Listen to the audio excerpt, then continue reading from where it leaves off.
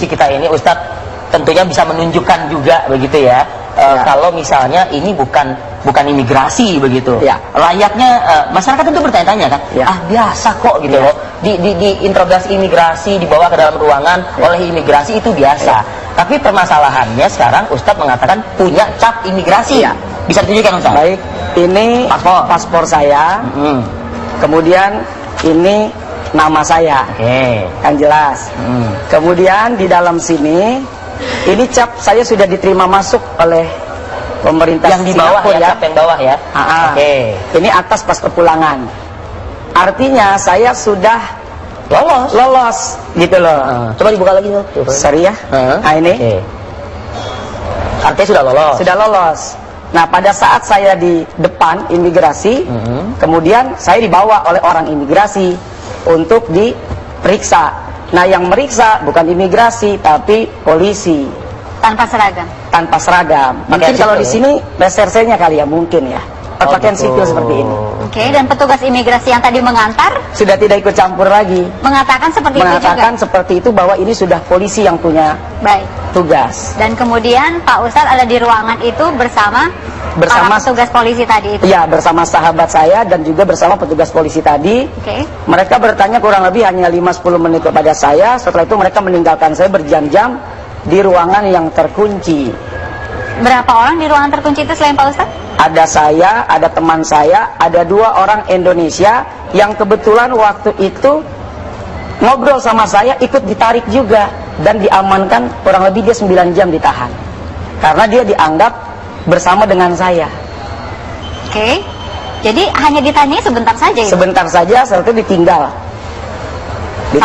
berjam-jam kemudian. Iya, berjam-jam seperti itu saya ditinggal dalam keadaan terkunci, AC yang sangat dingin.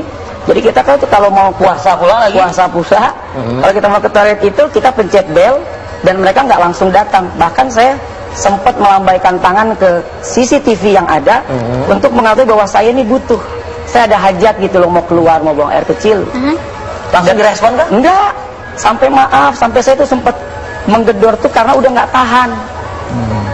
Gitu. Ustadz, mohon maaf sekali lagi, ini tidak melebih-lebihkan kan Ustadz ya? Kan CCTV-nya ada, tinggal buka aja. Jadi kalau saya bohong, Ustadz, siapa tahu mereka merasa bohong, tinggal buka CCTV kan ada. Ustadz, boleh tahu juga materi pertanyaan apa saja yang diajukan oleh, kalau kita katakan ini polisi serse lah begitu ya, misalnya. Materi pertanyaannya dari mulai nama, istri, anak, umur, pekerjaan, nomor handphone, kemudian email, kemudian media sosial, kemudian kartu kredit, kartu bank, berapa uang yang kamu punya. Nah, kemudian handphone saya diambil, lalu nggak lama kemudian dibalikin lagi. Nah setelah itu baru saya mulai khawatir karena sudah 6 jam saya berada di dalam. Handphone itu sempat jauh dari pantauan Ustadz kah? Dalam pantauan saya tapi pindah-pindah ke tangan temannya, pindah lagi. Pak Ustadz tahu melihat apa saja mereka di dalam handphone? Saya tidak tahu karena kan saya kan ada di sini, mereka di depan saya tidak tahu apa yang mereka lihat. Nah pertanyaan-pertanyaan itu sesingkat itu, nama singkat. Apa, ini apa? Habis itu mereka pergi, kemudian 5 jam, 6 jam kemudian baru datang lagi. Pak Ustadz bertanya, ada apa ini? Ya, pertanyaan saya itu berulang kali kepada mereka, saya salah apa, kenapa saya diperlakukan seperti ini. Mereka cuma bilang, diam kamu, jangan banyak bicara, sudah diam, tenang. Sampai seperti itu ya? Sampai seperti itu. Dengan bentakan? Ya, saya tidak tahu itu membentak apa daya bicara, saya tidak tahu. Tapi kalimatnya saya disuruh diam. Tidak ada kalimat yang keluar dari mulut petugas itu, tidak Pak, ini hanya prosedur dan lain sebagainya. Tidak ada. Tidak ada menyebut prosedur, tidak ada menyebut apa, semuanya diam, jangan bicara, tenang. You tenang. Sampai dengan Pak Ustadz dilepas pun? Ya, sampai dilepas pun kita dikawal 4 orang polisi.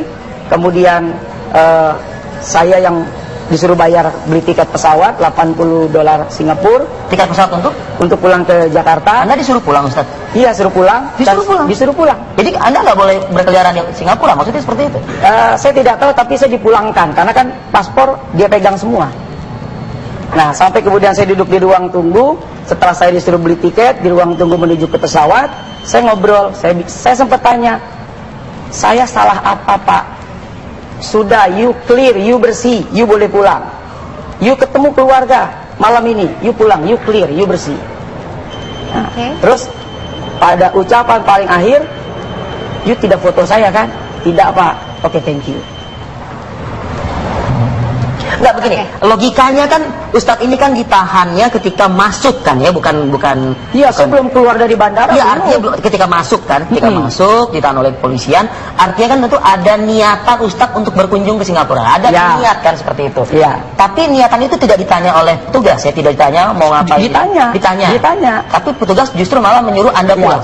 Iya, karena kan saya juga tidak mungkin melanjutkan karena saya punya acara pun sudah batal.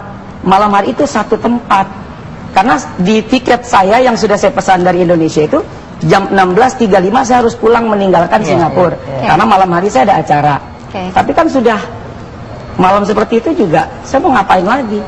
Pesawat yang direncanakan sudah hangus? Sudah hangus semua. Kemudian Pak Ustadz pesan lagi yang kedua, hangus lagi? Hangus lagi. Baru yang ketiga beli, bayar $80 Singapura. Pada saat ada di dalam ruangan tunggu itu atau tempat penahanan atau apapun itu, Pak Ustadz mencoba menelepon siapa saja? Ya, saya coba awal pertama kali diperiksa, di awal-awal saya coba bertanya pada kawan, "Ini kayaknya saya ada masalah apa ya di imigrasi?" "Oh, biasa itu, paling sejam 2 jam Ustadz." "Nah, ya aja." Itu dia. Kan gitu. Oke, saya tenang. Random, biasa kan. Oke, saya tenang. Tapi mulai masuk ke 5 jam atau 4 jam, apalagi sampai 6 jam, saya udah mulai khawatir. Pertanyaannya sudah menjurus ke sana, ke sini, dan lain sebagainya. Nah, mulailah saya telepon KBRI, dapat informasi dari kawan di Jakarta. Saya telepon 2 kali, tidak ada yang mengangkat. Nah, saya makin khawatir, tentunya saya akhirnya men-tweet supaya apa? Supaya ada jejak yang saya tinggalkan. Nomornya tapi benar itu? Harusnya benar, dan karena di situ juga kan sebelum kita bicara kan ada kayak orang telepon, ini kan komputer dulu yang menjawab kan. Benar. Dikatakan bahwa itu adalah KBRI. Iya. Ini adalah Twitter dari KBRI Singapura, @KBRI Singapura, kurang lebih 16 jam yang lalu ya, ini ya kurang lebih gitu ya. 2 staf KBRI berada di bandara dan kita semua langsung tangani serta memastikan tidak ada hak-hak kekonsuleran yang dilanggar. Itu pernyataan dari KBRI Singapura. Yes. Ini menjawab pertanyaan dari netizen begitu ya? Ferikoto ya? Iya. KBRI Singapura kok sulit dihubungi? Bukannya protap kalian standby 24 jam demi melindungi kepentingan RI, WNI, Dubes kemana? Begitu. Ya. Tapi dijawab 2 staf KBRI berada di bandara, kita semua langsung tangani serta memastikan tidak ada hak-hak kekonsuleran yang ditahan. Yang dilanggar. Ferikoto pun juga menanyakan, ditahan 10 jam di Singapura, Ustaz Somad hubungi ke Dubes, lalu diperjelas lagi pertanyaan Ferikoto, bukankah protap kalian standby 24 jam? Nomor kok nggak bisa sulit dihubungi? Nomor berapa sih? Ya, saya nomornya ini, bentar ya. Di situ diklarifikasi bahwa 2 petugas KBRI sudah menangani. Bertemu dengan Pak Ustadz? Tidak ada orang yang mengaku saya petugas dari KBRI, tidak ada. Tidak ada. Sampai dengan sama sekali sampai saya dipulangkan. Telepon pun tidak ada. Tidak ada. Tidak ada yang mendampingi. Tadi malam baru dapat telepon saya dari Ataseh Polri KBRI di Singapura. Keberatan Anda menyebut namanya? Iya, Kombes sebentar ya. Kombes Hirbak Wahyu. Ataseh kepolisian di KBRI di KBRI Singapura, Bapak Kombes Hirbak Wahyu. Baik. Apa saja yang disampaikan? Ya, beliau bertanya soal kronologis. Dan beliau juga kaget, 10 jam. Iya Pak, itu yang saya alami, saya bilang. Tanya Pak Kombes kemana berarti? Masih ada cerita selanjutnya juga ya? Di Apa Kabar Indonesia saat lagi? Iya, tentunya saya mengalami sesuatu yang baru saya alami seumur hidup. Selama ini kan Singapura itu bukan cuma sekali 2 kali. Kita pernah sama keluarga, kita pernah sama istri, tidak ada masalah. Tapi kok hari ini terjadi masalah yang menurut kawan sejam 2 jam itu wajar, tapi saya sampai kurang lebih 10 jam. Dengan pertanyaan-pertanyaan mendetail dan privasi menurut saya. Dan oleh polisi. Bukan imigrasi. Nah, tentu di situ saya ada rasa khawatir saja gitu loh. Sehingga kemudian saya men-share dalam tweet itu dalam rangka memprotek jejak saya. Nah, ketika saya bertanya kenapa saya diperlakukan seperti ini, saya pikir itu pertanyaan yang wajar. Iya, itu hak ya.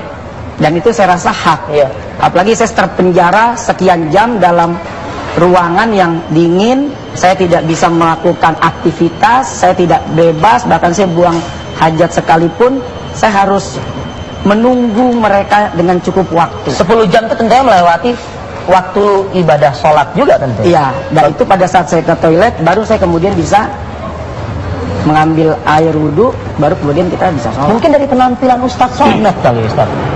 Saya nggak tahu, saya datang itu pakai karena kita bukan dalam rangka untuk acara ceramah kan di sana. Iya. Jadi kita pakai sepatu, pakai jeans, saya pakai jaket, terus biasa saja.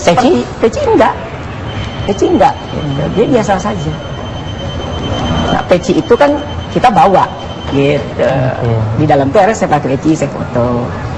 Baik, ini sebuah hal ketidakpastian yang kalau saya sih ingin tahu ini ada apa gitu. Pak Ustadz akan cari tahu Ya, juga. saya juga pengen tahu ada apa sih. Tapi masalahnya bertanya kemana nggak ada jawaban. Nah, ya? pertanyaannya kemana? Jawaban terakhir saat saya mau dipulangkan cuman you clear. Oke. Kamu bersih, kamu pulang. Silakan kumpul sama keluarga. Itu aja. Baik. Sekarang ada lagi nih negara yang memberlakukan ya. Harus memperlihatkan sosmed masing-masing. Menurut Anda itu untuk satu mendapatkan hal visa? yang akan menyulitkan nggak? Nggak sulit sih. Nggak sulit? Nggak sulit. Sulitnya apa? Hanya kasih lihat ya udah. Ya tapi kalau misalnya selama ini mungkin kita pernah nge-tweet yang macam-macam. Iya itu. Masalah pribadi ada apa gitu, men-tweet yang macam-macam. Baik, ini ada siapa sih?